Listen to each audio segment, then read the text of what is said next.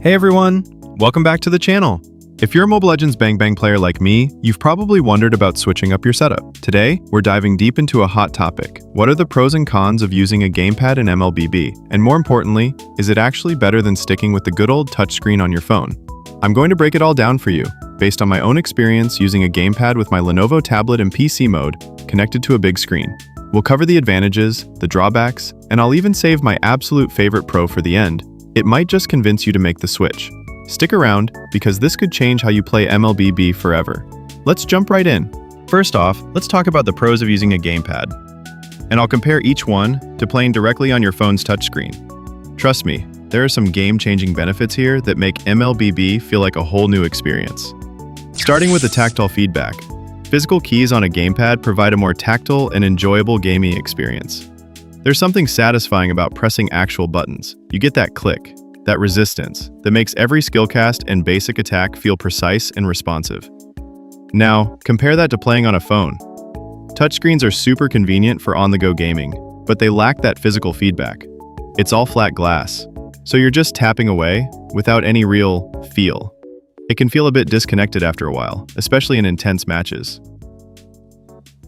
Next up, one of my favorite perks. You can play on a big screen, like a large monitor or even a TV. Your device has to support PC mode though.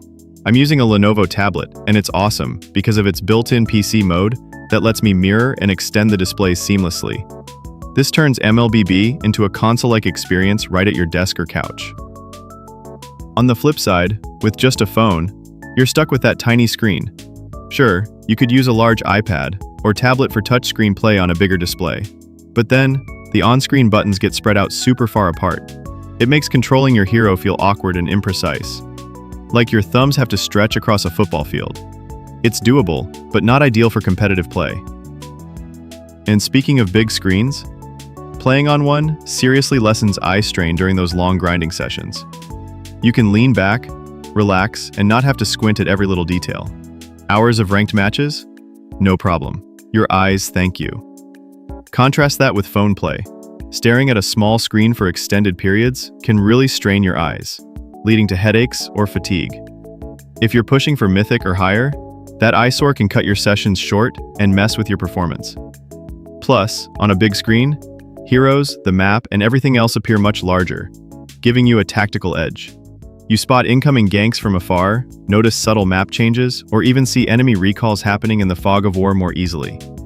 It's like having enhanced vision in the game. On a phone's smaller screen, though, it's tougher to catch those fine details. Far-off enemies might blend into the background, and you could miss crucial opportunities, like ambushing a low-health foe, or get surprised by a sneaky roamer. That reduced visibility can cost you games, especially in high-stakes teamfights. Now for junglers out there, this one's huge.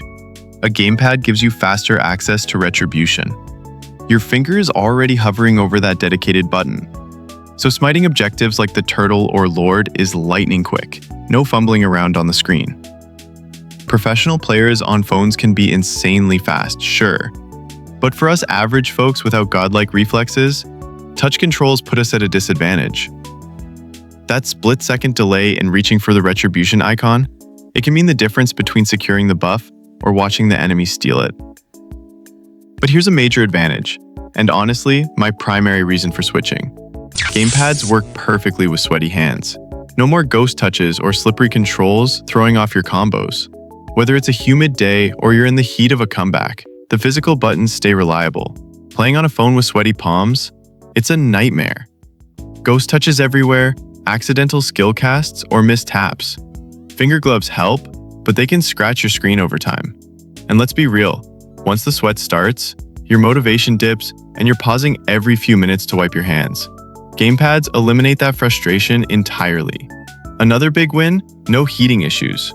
When you're charging your phone mid-game, it gets scorching hot and uncomfortable to hold, right? That heat can even throttle performance. With a gamepad setup, your device can charge peacefully on the side, staying cool while you game comfortably. I'll save my absolute top pro for the end. It's a game changer, especially in late game scenarios. But first, let's be balanced and talk about the cons. No setup is perfect, and gamepads have their downsides too.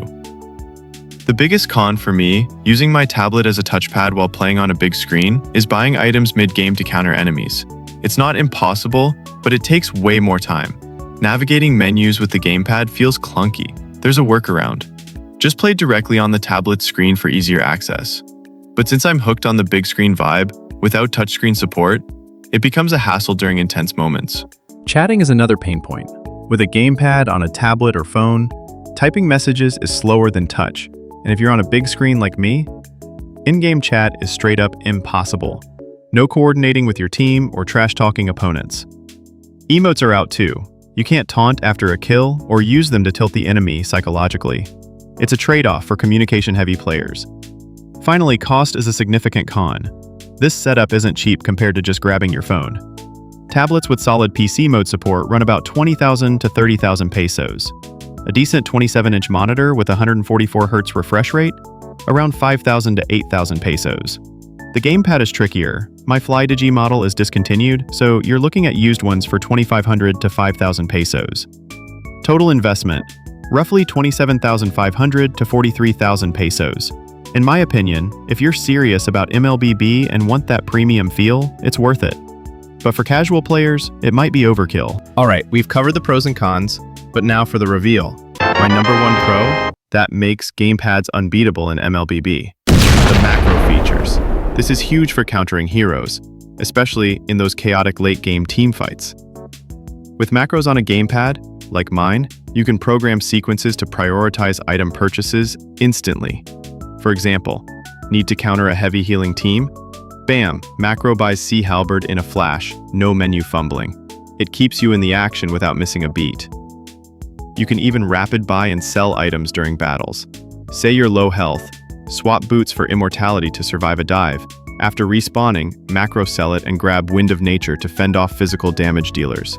Or trade immortality for Winter Crown to stall for teammates. It's like having an auto counter system, giving you an edge over touchscreen players who have to pause and tap through shops manually. This feature alone has won me countless games. It's the deciding factor for competitive play. So, is using a gamepad actually better than touchscreen in MLBB? It depends on you. If you value tactile controls, big screen immersion, no sweat issues, and those macro advantages, absolutely, it's an upgrade. But if you're all about portability, quick chats, and keeping costs low, touchscreen might still be your jam. For me, gamepad all the way. It's transformed my MLBB sessions. Thanks for watching. If you've tried a gamepad setup, drop your thoughts in the comments. Like, subscribe, and hit the bell for more MLBB tips. See you in the next video. Happy gaming!